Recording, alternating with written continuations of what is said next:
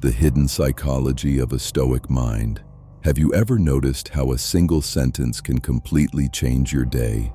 Someone sends a short message that simply says, "We need to talk," and suddenly your mind begins constructing dozens of possible futures. Maybe you think you're in trouble. Maybe you believe someone is disappointed in you. Maybe you imagine an argument that hasn't even happened yet. Your heartbeat increases, your thoughts accelerate, and your body reacts as if a real danger is already standing in front of you. Yet nothing has actually happened. The only thing that changed was a story created inside your own mind. Ancient Stoic philosophers believed that this invisible process determines the quality of our lives far more than external events ever could. And surprisingly, modern psychology is beginning to agree. Take a moment and imagine standing beside the ocean during a storm. Two sailors look at the same waves, hear the same thunder, and face the same uncertainty.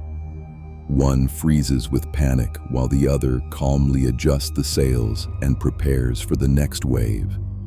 The ocean did not choose one person over the other. The difference existed entirely within their minds. The Stoics spent centuries trying to understand this hidden difference, believing that the strongest person is not the one who experiences fewer storms, but the one who learns how to navigate them without becoming one. What makes this idea fascinating is that Stoicism is often misunderstood. Many people imagine a Stoic as someone with no emotions, a person who never smiles, never cries, and never feels excitement. But the original philosophy never asked people to become machines. Instead, it asked them to become observers of their own thoughts. The goal was never to destroy emotion, but to understand where emotion begins. Every feeling, whether fear, anger, jealousy, or joy, starts with an interpretation of reality. Change the interpretation, and the emotion itself begins to change. More than 2,000 years ago, before neuroscience laboratories and brain scans existed, a merchant named Zeno lost everything in a shipwreck. His fortune disappeared beneath the sea, leaving him with almost nothing. Many people would have spent years mourning what they had lost, but Zeno made a different decision. Instead of rebuilding his wealth first, he decided to rebuild his mind. That single decision gave birth to one of history's most influential philosophies. From that moment onward, Stoicism would be practiced by emperors, generals, writers, slaves, and ordinary citizens, proving that mental resilience is not reserved for the powerful, but available to anyone willing to train their thoughts. Now here's something your brain does every single second without asking your permission. It predicts the future. Scientists call the brain a prediction machine because it is constantly filling in missing information before it arrives. When you read a sentence, your brain predicts the next word. When you hear footsteps behind you at night, it predicts who might be there. This ability helped humans survive for thousands of years, but it also creates unnecessary suffering. The brain would rather imagine danger that never comes than ignore danger that does. In other words, your mind is naturally biased toward caution, even when caution creates anxiety. Think about how many arguments you've had entirely inside your own head. You replay conversations that never happened, prepare responses to questions nobody asked, and imagine disasters that never become reality. Hours, days, or even years can disappear inside imaginary worlds created by fear. The Stoics noticed this long before psychology textbooks existed. Epictetus famously argued that people are disturbed not by events themselves, but by the judgments they make about those events. At first, this sounds impossible, but once you begin observing your own thoughts, you realize how often your emotions follow your interpretations rather than reality itself. Consider a simple example. Two students receive exactly the same exam score. One believes the result proves they are unintelligent and incapable of success. The other sees it as a map showing where improvement is needed. Their grades are identical, yet one experiences hopelessness while the other experiences motivation. The external event remains constant, but the internal narrative transforms the experience completely.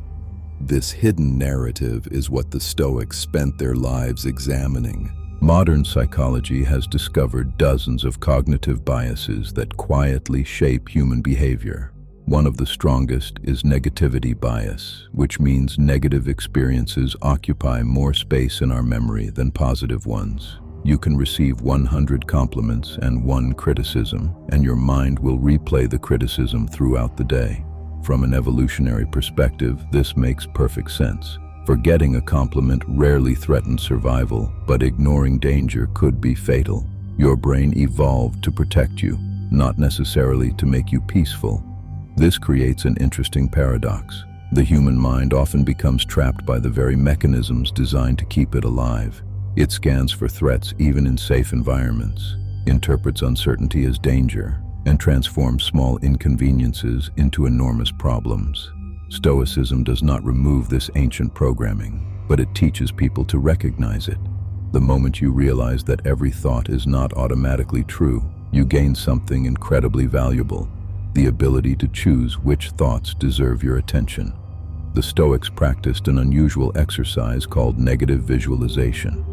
Instead of constantly imagining success, they occasionally imagined losing the things they loved: their home, their reputation, their comfort, even the people closest to them. At first glance, this sounds depressing, but the purpose was exactly the opposite. By mentally visiting difficult possibilities, they reduced the fear surrounding them and developed greater appreciation for the present. Modern psychology uses a surprisingly similar principle called exposure therapy, where gradual exposure reduces anxiety over time. Once again, ancient philosophy arrived at an insight that science would later explain. Another fascinating discovery comes from neuroscience. The human brain cannot always distinguish between vividly imagined experiences and real ones. Simply imagining embarrassment can increase your heart rate. Thinking about a frightening memory can cause sweating and muscle tension. Your body responds to thoughts as if they are physical events. This means that every unnecessary catastrophe you repeatedly imagine is training your nervous system to remain anxious. Stoicism interrupts this cycle by asking a simple question: is this actually happening? Or am I reacting to a possibility that exists only inside my imagination? Perhaps the most misunderstood Stoic principle is the idea of control. People often think Stoics believed they could control everything through discipline and willpower, but the philosophy teaches the exact opposite. It begins by separating life into two categories: what belongs to you and what does not. Your opinions, choices, effort, and character belong to you. Other people's opinions, unexpected events, luck, and the past do not. Most human frustration comes from investing enormous energy trying to control things that were never ours in the first place. Imagine trying to stop the rain by becoming angry at the sky. No amount of frustration will change the weather, yet people perform similar mental rituals every day. They replay old mistakes, wish strangers behaved differently, and demand certainty from an uncertain world. The Stoic mind quietly redirects that energy toward action instead of resistance. It asks, given the reality in front of me, what is the best response available? That single question transforms helplessness into responsibility. The philosopher Marcus Aurelius ruled one of the largest empires in history, yet his private journal reveals a man constantly reminding himself to remain humble, patient, and rational. He did not write those words because life was easy. He wrote them because his own mind required daily training, just like everyone else's. Even an emperor understood that the greatest battle was not against enemies outside the palace walls, but against fear, anger, ego, and illusion within. Maybe that is the hidden psychology of a Stoic mind. It is not built from perfect confidence or endless positivity. It is built from awareness. It notices the instant where reality ends and interpretation begins. It understands that thoughts are visitors, not rulers, and emotions are signals, not commands. It recognizes that peace is not found by controlling the world, but by understanding the machinery through which the world is experienced. So tomorrow, when something unexpected happens, notice the first story your mind creates. Observe how quickly it predicts failure, embarrassment, rejection, or loss. Then pause for just a moment and ask yourself a different question. Is this reality speaking, or is it simply an ancient brain trying to protect me from shadows that may never exist? Because if the quality of your life depends less on what happens to you and more on the meaning you assign to it, then perhaps the greatest freedom any human being can discover is the freedom to choose the story they live inside.